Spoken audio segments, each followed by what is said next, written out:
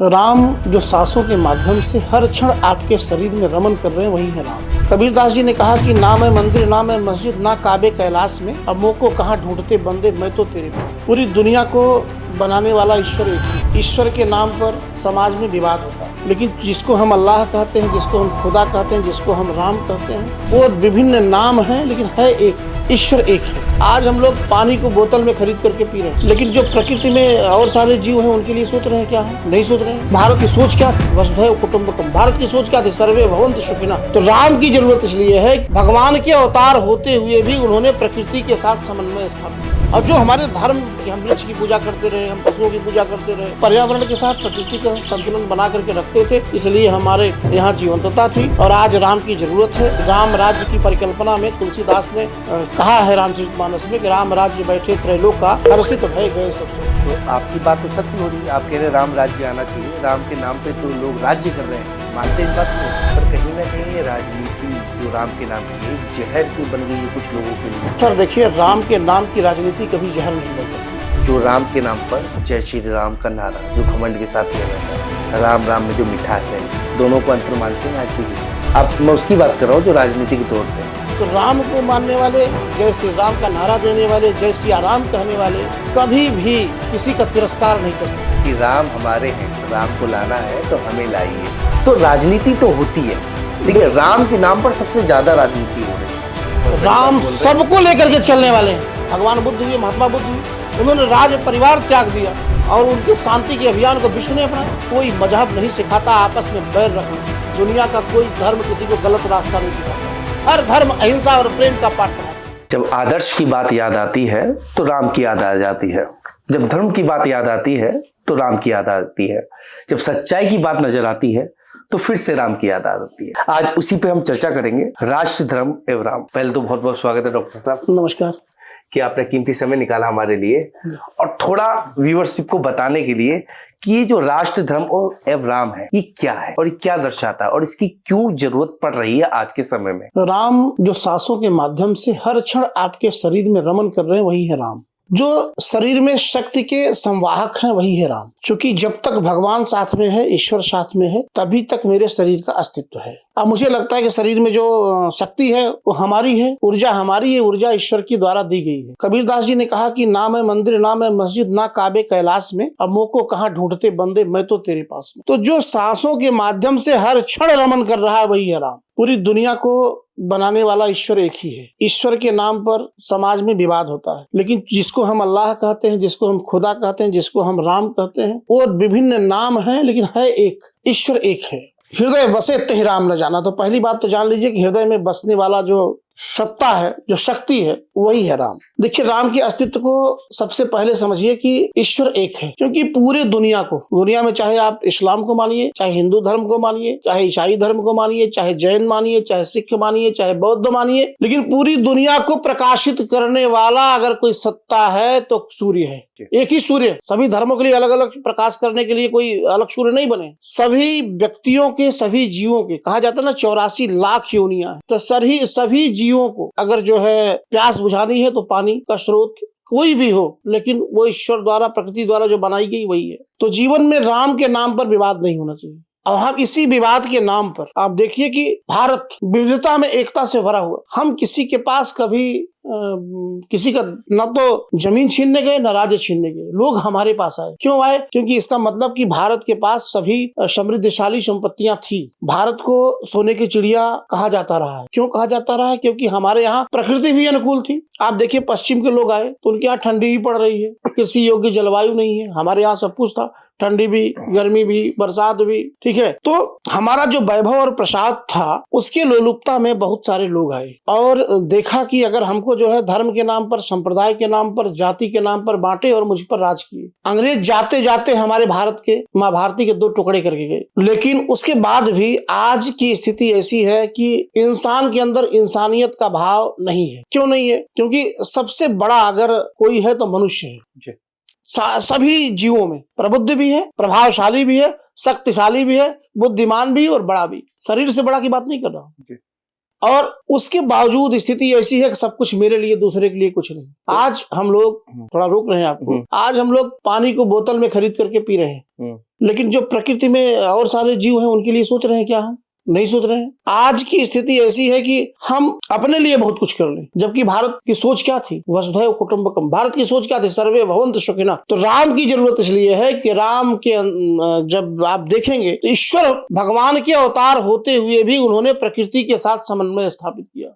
बंदर, भालू, जबकि अयोध्या के नरेश, दशरथ के पुत्र राम, और खुद में ब्रह्मांड नायक, और उसके बाद अगर उनको जो है रावण से युद्ध करने जाना है तो किसका सहयोग ले रहे हैं? बंदर और भालू का। ये क्या करता है कि प्रकृति के साथ सहयोग, ठीक है, सामंजस्य स्थापित करना। और जो हमारे धर्म, प्राचीन धर्मों में है कि हम वृक्ष की पूजा करते रहे, हम पशुओं की पूजा करते रहे, ठीक है, हम देखिए नागपंचमी में नाग की पूजा करते हैं, वृषभ की पूजा करते हैं, नीम की पूजा करते हैं, पीपल की पूजा करते हैं। तो हम पर्यावरण के साथ, प्रकृति के साथ संतुलन बना करके रखते थे, इसलिए हमारे यहाँ जीवंतता थी। और आज राम की जरूरत है, क्योंकि राम राज्य की परिकल्पना में तुलसीदास ने कहा है रामचरितमानस में कि राम राज्य बैठे त्रैलोका, हर्षित भय गए सब शोका। राम कौन है? जहाँ सब खुशहाल हो, गए सब शोका। सब शोक जो है हमेशा हमेशा के लिए नष्ट हो जाए। अब बैर न कर काहू सन कोई, राम प्रताप विषमता कोई। राम के समय में कोई बैर नहीं है, विषमता मतलब सब समान है। इस भगवान ने सबको समान पैदा किया, ठीक है, और कर्म के आधार पर हम बड़े और छोटे बनते हैं। लेकिन अगर हमारे अंदर इंसानियत नहीं है, प्रभु के प्रति प्रेम नहीं है, समाज के प्रति सहृदयता नहीं है, तो हम जो है हमारे अंदर, ये मान के चलिए हमारे अंदर मनुष्यता नहीं, हम मनुष्य नहीं, हम इंसान नहीं। इसलिए राम के पथ पर चलना अनिवार्य है। राम आदर्श है, राम हमारे आदर्श नहीं, हम राम विश्व के आदर्श है। तुलसीदास ने जो रामचरितमानस लिखा, आप कभी उसको पढ़िए, वो किसी व्यक्ति विशेष का ग्रंथ नहीं है, वो पूरे विश्व के मानव धर्म का ग्रंथ है। वो क्या कहा? कीरत भनति भूति भल सोई, असुर सरि सम सबका हित। सबके हित की जो परिकल्पना हो, जहां कोई जाति नहीं, कोई धर्म नहीं, कोई संप्रदाय नहीं। क्या कहा? पुरुष नपुंसक नारी वा जीव चराचर कोय, सर्व भाव भज कपट तज मोहि परम पुरुष होय। वो परम सत्ता क्या चाहता है आपसे? पुरुष हो, नपुंसक हो, नारी हो, या चराचर जगत में कोई भी जीव हो, जो सभी भावों से भजता है, कपट का त्याग करता है, वही ईश्वर को प्राप्त करता है। तो भगवान तो सबका है, वहां न हिंदू न मुसलमान। आप हनुमान चालीसा पढ़िए, तो कहा जाता है जो यह पढ़े हनुमान चालीसा वो सिद्ध साखी गौरीशा। कोई भी पढ़ सकता है, किसी व्यक्ति के लिए नहीं है। तो जब हमारे धर्म में सर्वे भवन्तु सुखिनः की परिकल्पना है, हमारे भारत का जो संस्कृति है, जो इतिहास है, वहां वसुधैव कुटुंबकम है, हम सत्यमेव जयते पर विश्वास करते हैं, तो फिर विभिन्न विभाजनकारी रणनीतियों में हम शामिल क्यों होते हैं? इसलिए राम की जरूरत है। और इसी अगर हम राम के आदर्श पर चलेंगे, हम राष्ट्र धर्म का पालन करेंगे। क्योंकि सोने की लंका, जिस वैभवशाली लंका को राम जीतने के बाद भी क्या कहते हैं? जननी जन्मभूमि स्वर्गादपि गरीयसी। हमें जो हमारा जन्मभूमि है, हमारे लिए वो इम्पोर्टेंट है। तो आपकी बात तो सत्य हो रही है, आप कह रहे हैं राम राज्य आना चाहिए, राम के नाम पे तो लोग राज्य कर रहे हैं, मानते इस बात को? अब किस चीज का इंतजार है हो रहा है? राम राज्य तो आ चुका है। इंतजार कहाँ हो रहा है? हमारे देश के यशस्वी प्रधानमंत्री जी के नेतृत्व में हम लोग विकास की परंपरा को आगे बढ़ा रहे हैं जी। लेकिन जो हमारा समृद्धशाली इतिहास रहा है, जिसको हमने खो दिया है, और भी कुछ न खोएं, इसलिए हम सबको एक होने की जरूरत है। और जो भी विभाजनकारी रणनीतियों की बात करे, जो भी उस तरह की राजनीति करे, उससे हमको दूर रहने की जरूरत है। पर कहीं ना कहीं ये राजनीति जो राम के नाम की है, एक जहर सी बन गई है कुछ लोगों के लिए। मानते इस बात को? तो मानते ना, एक पक्ष कहता है। सर देखिए, राम के नाम की राजनीति कभी जहर नहीं बन सकती। मैंने उस तौर पे थोड़ा समझाता हूँ, इस तौर पे देखिए। हाँ बताएं। कि एक जो राम के नाम पर जय श्री राम का नारा जो घमंड के साथ लिया जाता है, राम राम में जो मिठास है, दोनों को अंतर मानते हैं आज भी? एक जो आप, मैं उसकी बात कर रहा हूँ जो राजनीति के तौर पे है, कुछ लोग राम को इस तरह दिखा रहे हैं। सर जब राम का समय था तो रावण भी वही था, रावण प्रकांड विद्वान था। जब घमंड आ गया तो राम के कहाँ रहे आप? राम के जब रहेंगे तो घमंड आ ही नहीं सकता। वहाँ प्रेम होगा, वहाँ संवेदनाएं होंगी, वहाँ मिठास होगा। ये मिठास कैसे आएगी? आप बताइए। आप कह रहे हैं राम की बात। राम ने गिद्धराज जटायु को अपनाया, राम ने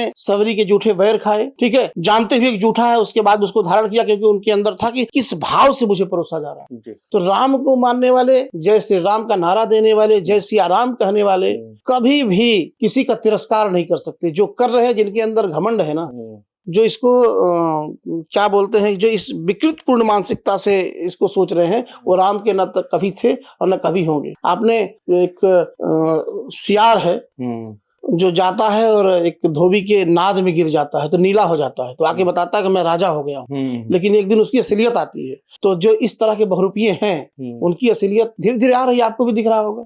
बहुत सारे लोग जो राजनीति बदलने के नाम पर दंभ भर रहे थे, आज उनका दंभ कहाँ है? तो ये राम की सत्ता है। अगर राम राज्य की बात करेंगे तो हमने आपसे कहा कि बयर नक्कर काहू सन, राम राज्य में क्या है? रहाई एक संग गज, 55 गज मीन हाथी, 55 मीन शेर। ठीक है, तो ये स्थिति है। तो कभी आप मत सोचिए कि राम के नाम पर राजनीति हो रही है। राम के नाम पर राजनीति नहीं हो रही। हर समय में, हर देश काल वातावरण में, हर परिस्थिति में कुछ लोग ऐसे थे जो भड़काने वाले काम करते थे। हम किसी का नाम नहीं ले रहे, तो ऐसे लोगों को अवॉइड करना चाहिए। चलिए, मैं भी किसी का नाम नहीं लेता, पर कुछ लोग कहते हैं जी कि राम हमारे हैं, राम को लाना है तो हमें लाइए। ये तो आपने सुना और देखा और समझा भी होगा। मुस्कुराहट आपकी बता रही है कि हमने आपको उनकी पहचान भी बता दी है।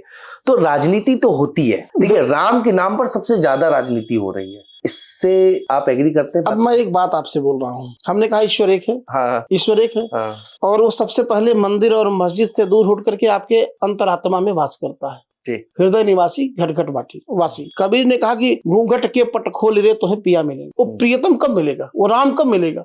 जब घूंघट क्या है? काम, क्रोध, लोभ, मोह, मद, मत्सर का पर्दा हमारे ऊपर पड़ा हुआ है। जब ये पट, ये दरवाजा हम खोल देंगे तो हमको राम मिलेगा।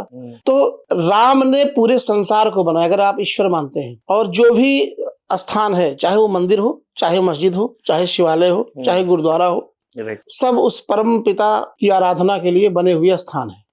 अगर इस बात पे विवाद है, देखिए ईश्वर एक है, पूजा पद्धतियां अलग अलग हैं।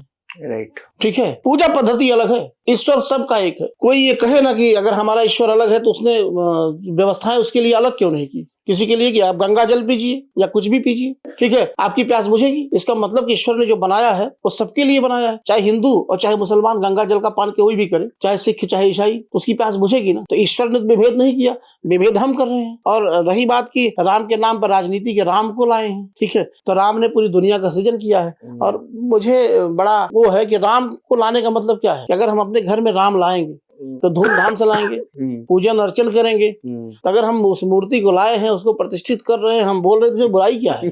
आप बताइए बुराई क्या है?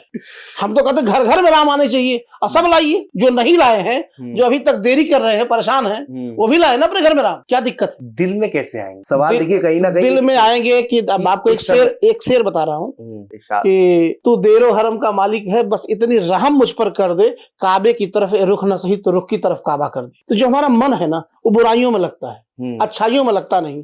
जिस दिन अच्छाइयों में लगने लगेगा, जिस दिन हम समझेंगे कि हमारे आप में कोई भेद नहीं है, हमारा नाम सीताराम है, आपका नाम अब्दुल है, ठीक है, लेकिन हम इंसान हैं। ये जो मजहब है ये लोगों के द्वारा बनाए गए। ठीक है, सबसे पहले आप आए मनुष्य के रूप में, आपका जन्म हुआ, आपका बौद्धिक विकास हुआ, उसके बाद आपने कुछ पढ़ा ना। लेकिन जब आपका जन्म हुआ था तो आपको किसने सिखाया कि माँ के स्तन का पान करना है और आपको जीना है? इसका मतलब ईश्वर ने आपको प्रशिक्षण देकर भेजा था। किसी व्यक्ति के, इंसान के उसमें है कि हम प्रशिक्षण दे लेंगे। जंगल में जो जितने पशु हैं, पक्षियां हैं, अब आप देखिए कोई बछड़ा अगर जन्म लेता है तो उसको पता है कि माँ का स्तनपान कहाँ करना है। तो ईश्वर से बड़ी ट्रेनिंग किसी के पास है क्या? हर अनाथ के नाथ। और उनके नाम पर कोई राजनीति कर सकता है? नहीं कर सकता है। तो सबसे पहले उस महाशक्ति को समझना पड़ेगा। और महाशक्ति को समझना इतना आसान नहीं, समझ रहे हैं? अगर हम सोचिए हमारे घर में 4 बल्ब जल रहे हैं और हम सीधे पावर हाउस से कनेक्ट कर देंगे तो सब विध्वंस हो जाएगा। तो जो लोग इसकी राजनीति कर रहे हैं उनको राम की ABCD नहीं आती। राम सबको लेकर के चलने वाले हैं। अब आप देखिए, आपको मैं बता रहा हूँ, रावण था, राज्य करना तो उसको सोने की लंका चाहिए थी। ठीक है, वो भी चाहता था कल्याण करूं। प्रकांड पंडित था, उसके अंदर अहंकार था। ठीक है, और विनष्ट कर लिया सब कुछ। 1 लाख पूत 1.25 लाख नाती, रावण घर दिया न बाती। लेकिन वहीं भगवान बुद्ध हुए, महात्मा बुद्ध हुए, उन्होंने राज परिवार त्याग दिया और उनके शांति के अभियान को विश्व ने अपनाया। तो आप इसमें काम किस तरह कर रहे हैं? ये किस तरह आपकी जो कार्य है राष्ट्र में? हमारा मिशन एक है कि एक हाथ में रामचरितमानस और दूसरे हाथ में तिरंगा। तिरंगा इसलिए कि हम किसी न किसी देश में सबसे पहले पैदा हुए। हमारा राष्ट्र, हम तो सौभाग्यशाली हैं कि हमारा जन्म भारत में हुआ। और ईश्वर से प्रार्थना भी करेंगे कि जब जब जन्म हो, अगर मनुष्य के रूप में जन्म लेना पड़े या किसी भी जीव के रूप में जन्म लेना पड़े, तो मुझे भारत में ही मुझे जन्म मिले। तो जो भी जिस धर्म को मानते हैं, अगर वो अपने धर्म को आधार बनाएंगे, कोई मजहब नहीं सिखाता आपस में बैर रखना। दुनिया का कोई धर्म किसी को गलत रास्ता नहीं सिखाता। ठीक है, रास्ता कौन सीखता? हम अपने स्वार्थपरता और धन लोलुपता के चक्कर में हम रास्ते को बदलते हैं और आरोप किसी और पर लगाते हैं। कोई धर्म ला करके रख दीजिए, जो ये कहता हो कि आप गलत रास्ते पर चलिए, आप हिंसा करिए। हर धर्म अहिंसा और प्रेम का पाठ पढ़ाते हैं, उसके बाद हम करते हैं। तो जो ऐसे लोग हैं, ऐसे लोगों से हमको बचना चाहिए। इसलिए मैंने कहा कि एक हाथ में रामचरितमानस, हमारा रामचरितमानस है, हम उसको आधार बना रहे हैं। कोई दूसरे धर्म को मानता है, अपने धर्म के ग्रंथ को ले ले और आदर्श को स्थापित करके समाज निर्माण में आगे बढ़े, कभी वो गलत नहीं कर सकता। क्या लगता है कि जो आप कार्य कर रहे हो कब तक पूरा हो सकता है? क्या हो भी रहा है, थोड़ा बढ़ भी रहा है? सर देखो, ऐसा है कि मैं उस यात्रा में एक आहुति दे रहा हूँ, ठीक है। तलाशो तलब में वो लज्जत मिली है, दुआ कर रहा हूँ कि मंजिल ना आए। जब एक साहित्यकार कोई किताब लिखता है ना, तो उसका अंत नहीं होता। वो कहता है अगली बार और अच्छी लिखूंगा, अगली बार और अच्छी लिखूंगा, अगली बार और अच्छी लिखूंगा। तो ऐसे ही मैं भी सीख रहा हूँ कि सोचता हूँ कि अब और अच्छा करूंगा, और अच्छा करूंगा, और अच्छा करूंगा, और उसी अच्छाइयों के साथ आगे बढ़ रहे हैं। क्योंकि साहिल पे हम खड़े हैं, साहिल की चाह लेकर। साहिल माने किनारा, हम इस किनारे पे खड़े हैं, उस किनारे जाना है। उठते हैं पाँव लेकिन गिर जाने का भी डर है। तो इंसान तो मैं भी हूँ, चल रहा हूँ। आप लोगों का सपोर्ट, लोगों का साथ मिलेगा। मैं तो पूरे विश्व को जोड़ना चाहता हूँ, विश्व के पूरे धर्म को जोड़ना चाहता हूँ। राष्ट्रवाद की स्थापना जो हमारे भारत की है, वो बहुत पॉजिटिव सोच के साथ है। हम सबको शरण देने वाले हैं, हम सबसे प्यार करने वाले हैं, हम जीव जंतुओं से प्यार करने वाले हैं। हमारे यहाँ नफरत है ही नहीं, हमारे यहाँ हिंसा है ही नहीं। लेकिन अगर कोई व्यक्ति छेड़ने का प्रयास करता है तो मुझे जवाब देने भी आता है। राम ने कितनी बार रावण को बोला, चाहे हनुमान के रूप में, चाहे अंगद के रूप में, उनके दरबार में जाकर उनको समझाने का प्रयास करते हैं। आप महाभारत देख लीजिए, शांति का समझौता लेकर कौन जा रहा है? भगवान कृष्ण जा रहे हैं। उसके बाद भी नहीं माना तो फिर रावण का विनाश करना भी आता है। जब अहंकार किसी में पनपेगा और अहंकार के बल पर